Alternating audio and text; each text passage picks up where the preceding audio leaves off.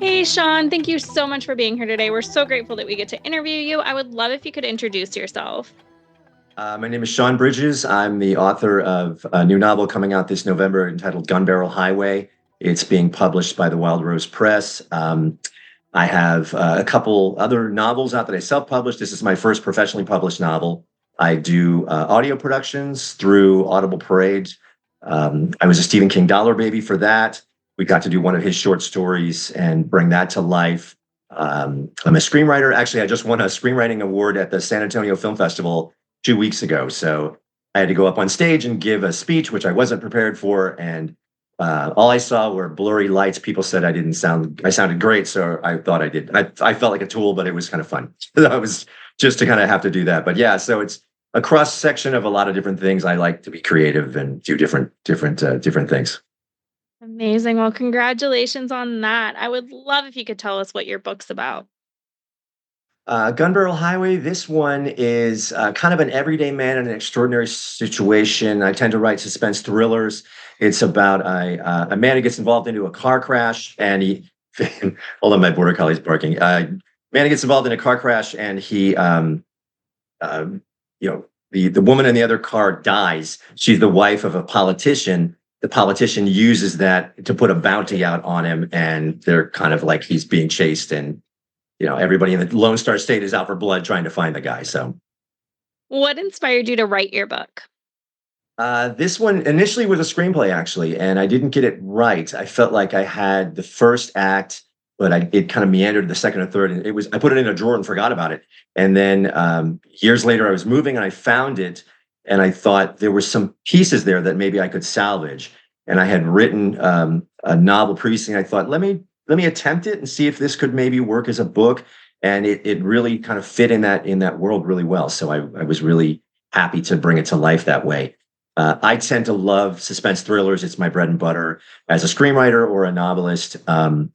And this is definitely an everyday man in an extraordinary circumstance type of story, page turner. That was really what I was going for. And I hope that I succeeded, honestly. We'll see. Love that. When you were writing your book, who were you thinking of when it comes to who your book is for? Um, I write for me, honestly. I tend to be the only audience in the theater when I'm kind of working on something, wondering how the story's going to unfold. I think it's great if other people want to join me and find out how that story ends, but I don't think you can write for other people necessarily. You have to write for yourself. And it was a story that I was curious to see where it would go and how it would end. It definitely has an ending. It's not an open-ended story, so it has a beginning, middle, and an end. Um, and I wanted to. I saw it as it was my nod to Elmore Leonard. I'm a huge Elmore Leonard fan, so I wanted to write kind of one of his gritty type thrillers that mainly are a page turner. You want to keep moving through the story to find out what's going to happen next, and that's was my. I had him in my head all the time. I found something on eBay. He had autographed. It's like you can be anything you want in life, Elmore Leonard, and signed it, and it was authentic. And I framed that and had it on my desk as I was writing this book. So it was a nod to him and his type of storytelling. So that's really what I was trying to kind of accomplish. Love that so much. How long have you been writing and what made you really sit down and start? I was a movie geek all my life. I started screenwriting because I thought it was cheap. For about 20 years, I think I hit my first festival in Austin in '97. So yeah, it's been a while. I think I became a writer because I just wanted to tell. I was the kid in school who was kind of a geeky kid, but the teacher would read my paper, and I hated it because I knew I was going to get I was going to get beat up after class for that. But I remember also thinking, "Hey, that's cool." My teacher kind of picked my paper out to read it. I just like to be. I'm a storyteller. I think I'm a storyteller creatively in whether it's paper or audio or film. I like to bring stories to life. So that was really what the acorn was. Yeah, I think that's kind of what inspired me to be a writer. Love that. What is your schedule like when you are writing a book? This one, it was funny. They tend to vary. This is my fourth book that I've tackled, and I can tell this one I had a rough skeleton treatment, and I tend to do that first. It's usually front loaded, where I kind of have a better idea of what's going to happen at the beginning, but I have vague idea in the middle, no idea where the end's going to go because I think the story takes you there. Um, But in this one, I had a basic, since it was an original script. Now I abandoned most of that script, but I used it as a skeleton outline to kind of move myself along in this story. But then the story would take different turns and twists that I didn't even see coming. And that's part of the thrill. You have to go along with it. And I can tell when I'm in the midst of something. I usually keep index cards or like hotel stationery close by. I'm always jotting notes down. I'll randomly stop what I'm doing and go over and scribble something down. Nobody can read my handwriting. It's like a doctor's handwriting, but I have these little pieces of paper that are like, because the story's in my head. I think I'm 60, 70% in the day, and the rest of my mind is at somewhere in my story. I also tend to write. I'll work on say whatever pages I get through that day, and then the next day I'll go back and reread, do an edit kind of on that material, and then so it's like a few steps back and a few steps forward each time I write, and that's a slow process, but it does move forward and eventually gets to where I want to go. But I tend to have done at least an extensive edit by the time I get through my first draft. Love that. What do you need in your writing space to help you stay focused? I need a room with no windows. I don't like distractions when I'm writing. Now, when I'm editing, it's different. I want music on. I love editing to music. I feel like if I can cut through the noise, there's something in my story. Like if I can cut through the stuff around me. But when I'm writing, I just like silence. Honestly, I don't like a room, a desk. But I've written on the smallest of spaces. So a place I can just really be alone is the best. I don't want a window, any distractions. I tend to like to just fall into the story, and I try to avoid the internet. I don't want to. I don't want to have anything. I don't want to check my email. I don't want anything to pull me out of the time that I'm working on that material. And I like to give myself a couple hours in the day. This one, I tended to write in the early morning. I would get up. I had the time at that time to do it. And write for a few hours, and then the next day, I would always kind of go back through that material and inch forward in it. But I've had every story seems to kind of take its own method to being created. I find that fascinating too.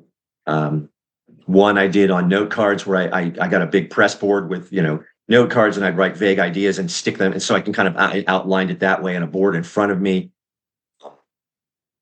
Or little images or things or names or something, and I'll cut it out of magazines or find and stick it to a board that becomes almost like a Kaiser Soze mix of usual suspects kind of stuff everywhere.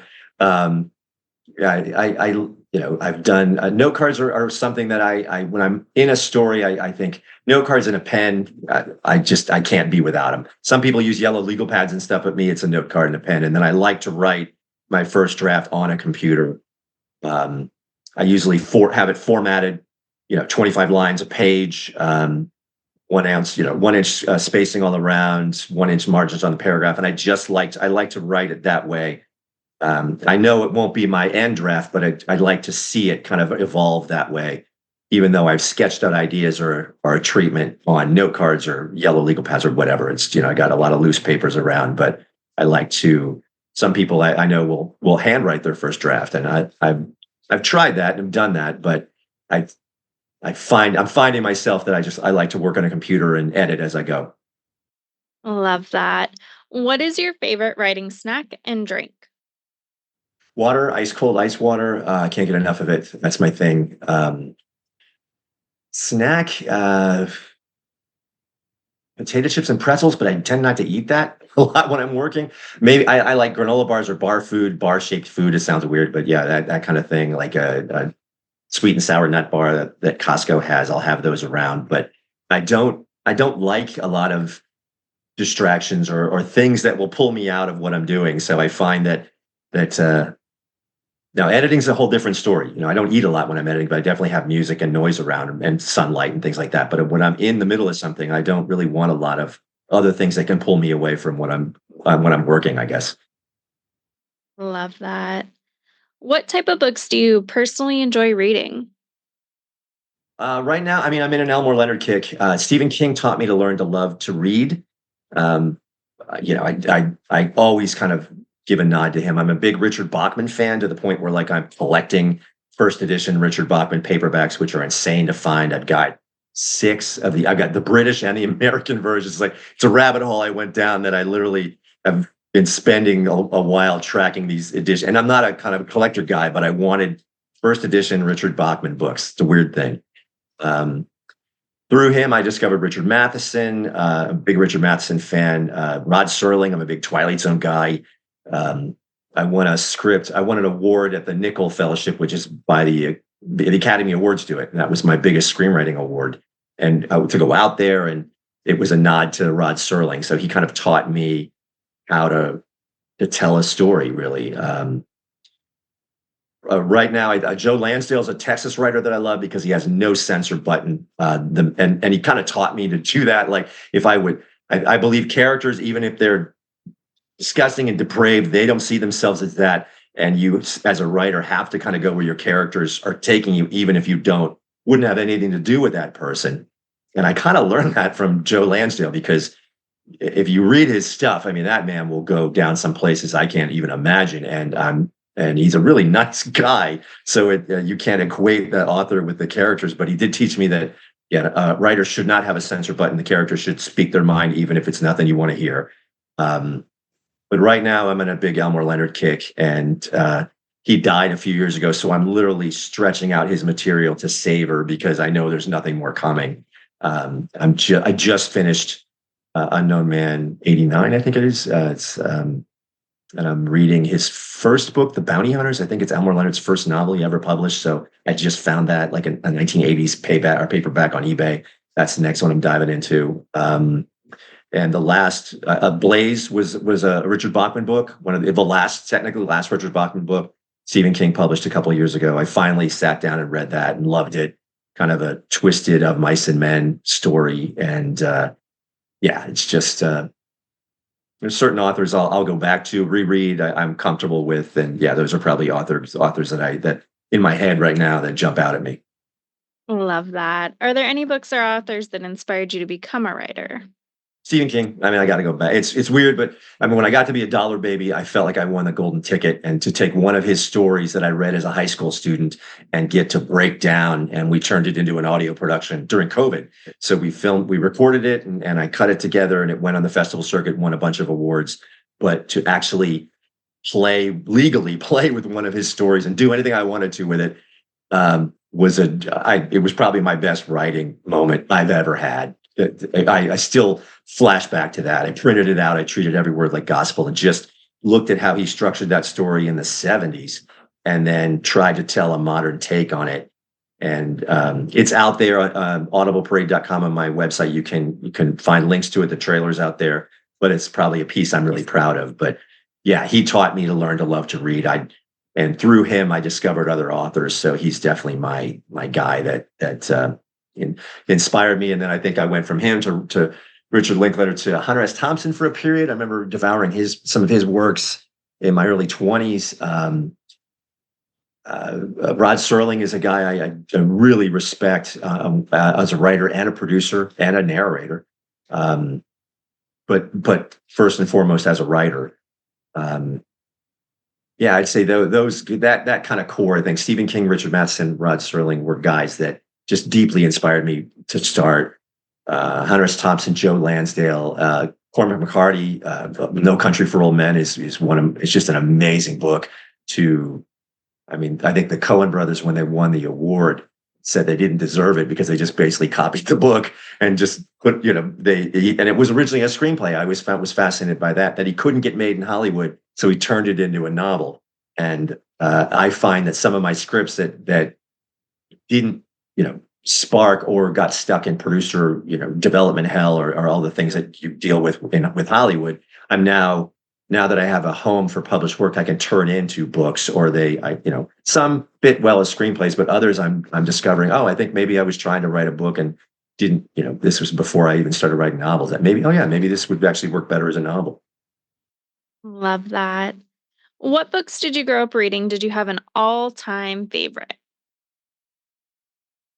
I picked it up, The Short Timers, recently. I remember reading that it was the basis of Full Metal Jacket, Stanley Kubrick's movie, and I loved that. I remember had a bratty paperback I carried around just because I thought the way he was a journalist and a war journalist, and the way he told his stories, Gustav Hasford, the way he told that stories in this little thin book. I just remember being blown away by how somebody kind of created these characters and world. And I come from a military family, so I remember that meant a lot to me. Um, Night Shift was a big early, to bounce now, keep going back to Stephen King. But as a kid, I remember rereading a lot of those stories, and even later going back to them for inspiration, because I just thought they were such well crafted short stories. And I'm not a short story writer. It's one thing that I don't. I've written a couple, but I was a screenwriter, then a novelist, and now an audio producer. But I don't. Short stories are something that I just have never gotten a real good handle on it. I eventually may publish the few that I've written over the years in some anthology, but I'm always kind of impressed with short books, short stories, people who can grasp you fast. I guess get you hooked really fast, with an idea. But I think other books that sparked for me as a kid. I was in Taming of the Shrew, and on stage I was Grumio. You shall have no beef of Grumio. I don't know why I still remember that line. I had to memorize a bunch of Shakespeare, so yeah, that stuck with me as a kid. Um, I was one of those kids that always had a book around. Live and Die in L.A. I can't remember the writer. He was a treasury agent who wrote that book, and I loved that book as a high school kid. That became a William Friedkin movie. Yeah, so I was one of those kids that always had a book around. Love that. On the other side of that, now as an adult, what are your favorite series or authors that if they come out with something, you automatically grab it? Elmore Leonard's still a guy that I'll search for. I'm definitely in a deep dive in his work, and he wrote so many books. And he tended to jump from crime thrillers to westerns, and his crime thrillers would either be in Detroit or Florida. And I just think he would write in the places that he liked, and or throwback westerns. And I'll bounce around. I just finished a Detroit crime story. The next one is one of his first western. I read an early one. I think Quentin Tarantino had the rights to. I'm blanking on the title, but it was really good. It was a cool Western about an African American man and an Indian man in a prison, and how they form a friendship and escape. And it was just a fascinating. The title will hit me, but I remember really liking it. Um, yeah, I think. I mean, right now I still have two more Richard Bachman books to get. If I can get Rage, which is probably the most impossible ones to find. I just tracked down a British version of The Running Man. Freaked me out that I found it for the price I got it for. Um,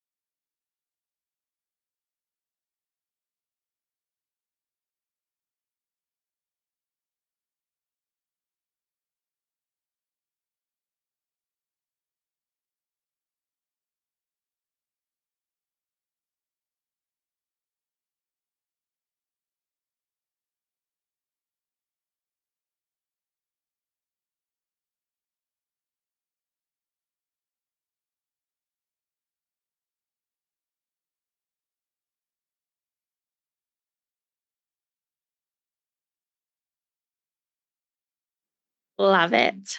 What would you tell someone just starting out with reading again? if you want to be a writer, you need to read and write. I mean, it sounds as basic as it gets. Those are two things you have to do. I can't tell you the amount of writers I meet that don't write. I've never understood that. I find it to be interesting, but okay. Um, I also think you shouldn't be in competition with anybody else but yourself. I wish a lot of writers would understand that. That And reading is something that I had gotten out of it for a while, or I got into different avenues in my life. I remember doing a deep dive on screenplays. I was printing out screenplays and reading those all the time. But going back into novels, and then when I found as I started writing them again, I really started writing novels in 2010, and then this is my fourth one. It's a long process, but there's something about it. But falling into a comfortable book is still one of the best feelings in the world. If you're it's in your mind where you're not reading it, you're holding it when you're not reading it. It's just kind of close by. You're not forgetting it. It's still there. It's one of those pleasures in life. I think if you've lost it, you should find it again. Yeah, you should. I don't know too many people who just lose their path for reading, but finding things that you like, finding topics, subjects you like, not necessarily what other people tell you. I'm a bartender. It's funny. It's a weird thing where people will, I'll take that, or a friend talks them into a drink, and I kind of stop them and say, no, let's find out what you want. What would you like? You're here to get something you like. I think if read the things you like, even if people think that's goofy or don't like them. If you want to read I think it's a personal choice. But yeah, you shouldn't let other people dictate the things you want. Read the things you want to read and dive into them. And it's one of those pleasures in life you shouldn't let go of. Love that. On the other side of that, what would you tell someone just starting to write their own book? Yeah, don't. It's not a marathon. It's a marathon, not a sprint. I mean, there's some typical things you say to people that when I wrote a book, I remember thinking, "Ooh, okay, I'll get this published," and got tons of rejections, stack of rejection notes. But I tried again with my second book. It took my fourth book to finally connect to a publisher, um, and then that's been a whole process of. I mean, and it was something I didn't even realize to now where I'm taking my self-published work, which I thought was as good as I could possibly make it, and going through the publishing system, because having editors look at your work there's nothing more, there's nothing better than having an experienced editor decipher, go through your manuscript and find things that you don't even realize. Um, I've worked with two editors on this novel, then proofreaders. So going through the gauntlet of things you have to do to get a published book is utterly fascinating to me. And I really thought when I had that book go out as a manuscript, it was the best shape I could get it in. And come to find out, it was enough to get their interest, but then there was a whole nother, path I had to go through to get it to publication, which now it's finally being published. That took a year to write it, a year to market it and find a home for it, and now a year to get it ready to come out. So 3-year process on this one piece of material. So you have to stick with the things, that's why I'm a big fan of write what you know. It's a cliche, but I kind of decipher that as write what drives you. Don't try to write for what other people think or what the trades say or what's popular in the moment. Write the things you want to write and believe in your work. And then do what you want with it. Do you want to self-publish it? Do you want to turn it into, I've tried to go the movie route. When that didn't work, I've turned some of my projects into audio productions and brought them to life that way. So I'm a firm believer in getting your work out there, getting it out to an audience, and not allowing yourself to be defeated by it. And if you are, then maybe it just wasn't for you to begin with. But if you really want to be a writer, you write. If you really want to get that work out there, you try to find ways to do it. And you don't, I'm on a first name basis with failure. Failure does not bother me. We get along just fine. But I also pick up the pieces and move on and try different other avenues and try different things. And I think as a creative person, you just have to have that drive. And I don't think you can have it taught. And you either have it or you don't. Love that. What's one thing that people are generally surprised to find out about you? When I moved to the country, for some reason, animals like me. Dogs, horses, deer. I should have been a vet maybe if I grew up, if I kind of do it all over again. I was blown away by that. I'm completely comfortable with horses, and they come right up to me, and deer come up to me. It's border collies are my best friends. So yeah, that was something moving out to the country that I didn't see coming, but I love it. Um, that's one thing. I think I became a bartender this year. This was a big rebuilding year for me. I had a breakup at the beginning of the year with my fiance. So it was a long-term relationship. So that was a hard crash. And then to rebuild from that, I got a bartending job, which I love. And I didn't think I would fall into that as much as I have. I kind of like being a bartender. I enjoy it.